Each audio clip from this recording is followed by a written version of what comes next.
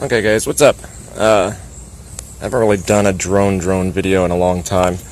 I showed you guys my project that I did the other day, and I know that this is something that I typically do, and I haven't yet done it for the Spark because I know that there's plenty of videos out there. I just kind of wanted to do it for myself, for my own knowledge. Now I'm going to do an in-town distance check, like a in-town distance test. So there's going to be trees between us and stuff like that.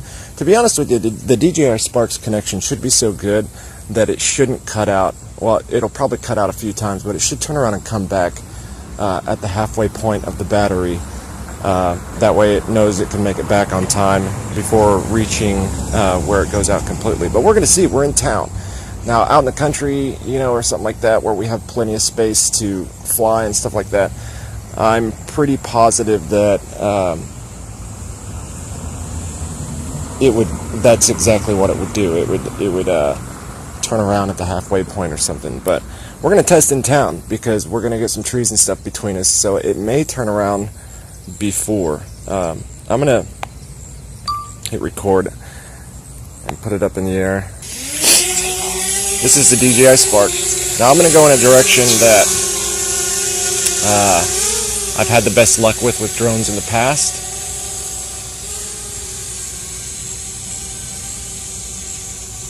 It's right between these trees. And I'm sure the distance would probably be better if it was faster. But this is a very, very slow drone unless you put it on sports mode. And I could put it on sports mode, but without the FPV goggles, sports mode is just difficult to fly using the screen as an FPV thing. I've tried it a few times. It's so difficult to fly. So I can still see it right now. Ooh, there's flies. Or I mean, there's not flies. They're so far away that they look like flies. But there's birds swooping around on it. A few of them. Please don't knock down my drone. Ooh, there's one. He just won't leave it alone. I wonder if he's... I'm going to put my camera up just to see if he comes into frame at all. He was... Oh, he's not messing around with it now. It's just a speck in the distance now. We're only at 151 feet in the air. Typically when I do these tests, I put it up about 300 feet, so when it starts getting a little bit further away, I'm going to start making it go up just a little bit more.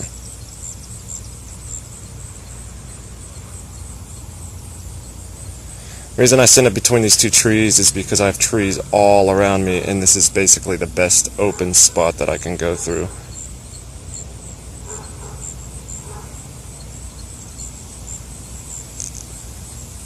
And we're just going to fly. We're just going forward. Let's get it up to 200 feet in the air.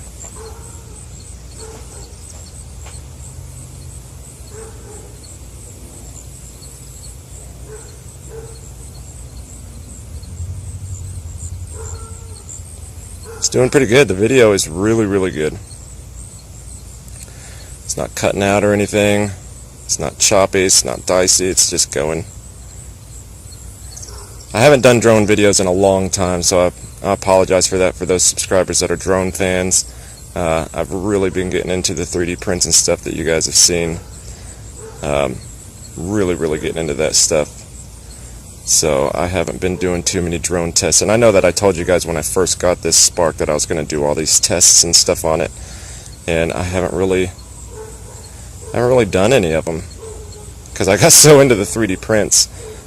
So I'm going to be doing a little bit more of these testings, kind of see how it does at certain heights, because this is a tiny drone. The Spark is a really tiny drone, and I wondered how it would do really high up in the air. There's no wind right now. It struggles in wind. The small props, it struggles hard in wind. You have to put it in sports mode sometimes just to get it to go anywhere. I was down at the golf course, went into a headwind that really wasn't all that strong, and it just stayed still. I mean, it sucked. So that's one of the bad things about having smaller props, is just the wind velocity messes with it, and it drained the battery quick. Like right now, Battery's doing fine. It's doing good. This is exactly what I expected. We're at 1,800 feet. This is pretty awesome. This is the furthest that I've flown it away from me. I haven't really felt comfortable enough with it to fly it this far, and it's doing really, really good. Aim the camera down a little bit more. See if we can get to 2,000 feet at least. Yeah, 2,000 feet. We're at 68%. Still going really good, really strong. Let's get it up to 300 feet.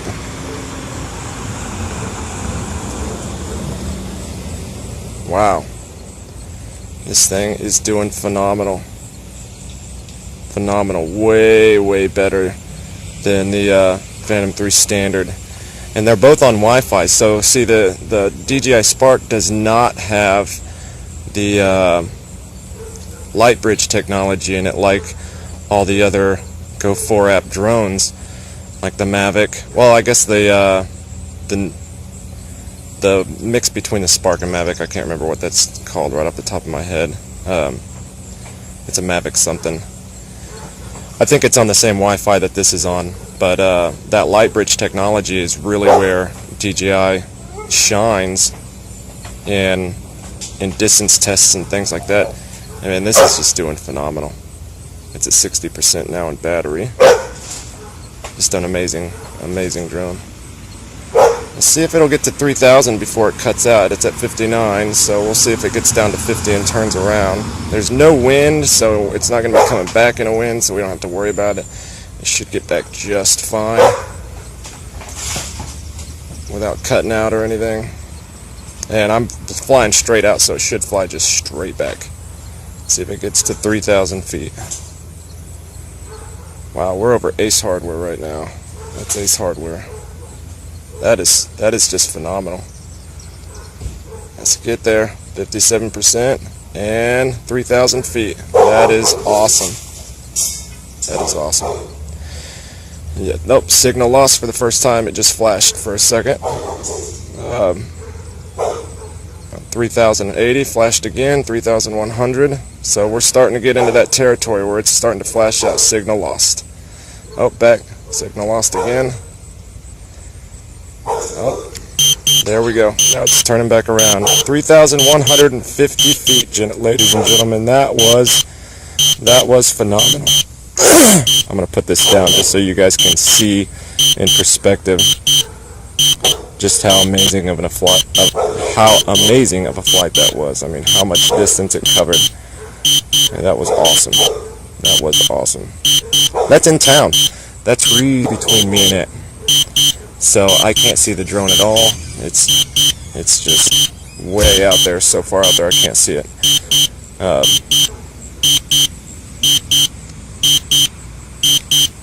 Let's do this so you guys can see all the trees between us. See all those trees right there? That's the trees between me and the drone.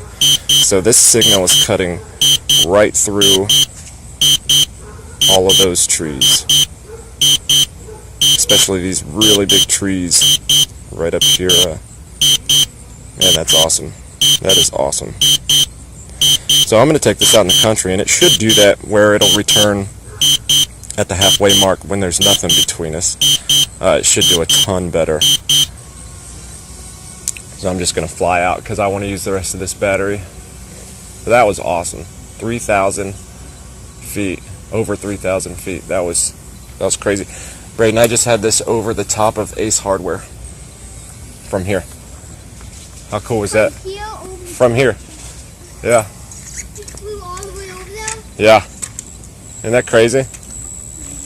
That was pretty cool. I want to fly it. I want to fly on that one. I was very easy. I want to fly this one. Okay, the next time I get it charged, I'll let you fly it.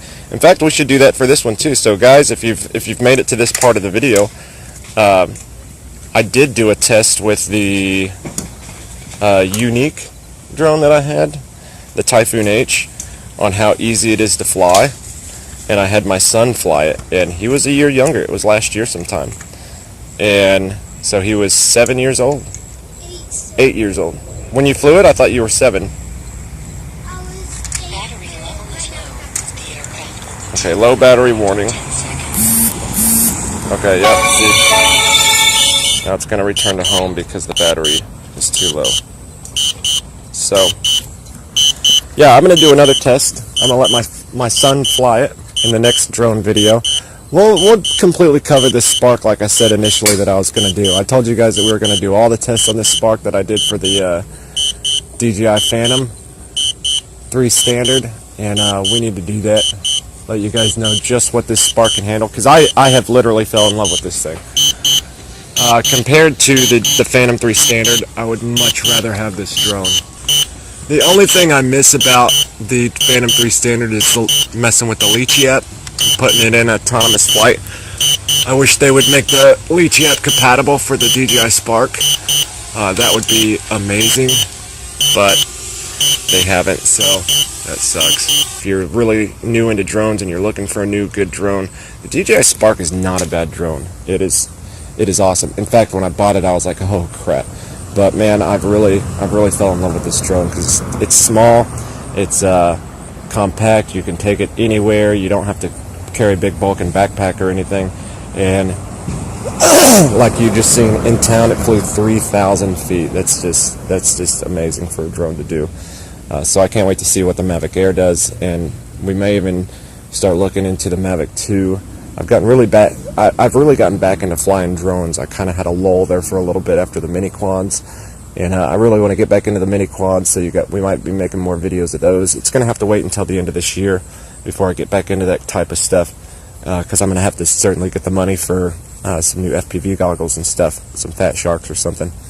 And so I don't know if I want to get the Mavic Air, get back into the mini drones, mini quads, or what exactly I want to do. But we are going to do some more drone videos on this channel along with the Thursday cosplay 3D prints and stuff. So make sure you hit that subscribe button. Thank you guys for supporting the channel. Leave a comment if you'd like.